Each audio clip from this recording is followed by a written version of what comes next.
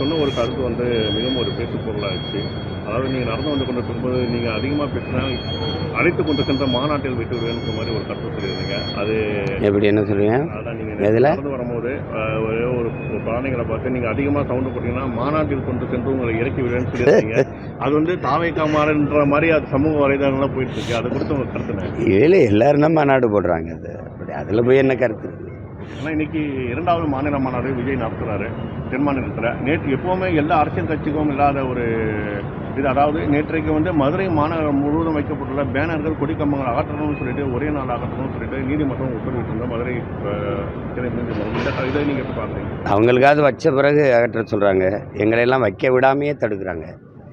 இது இருக்கிறது தான். இது வந்து இப்போ இந்த மாதிரி நெருக்கடிகளை சமாளித்து தான் நம்ம வரணும்.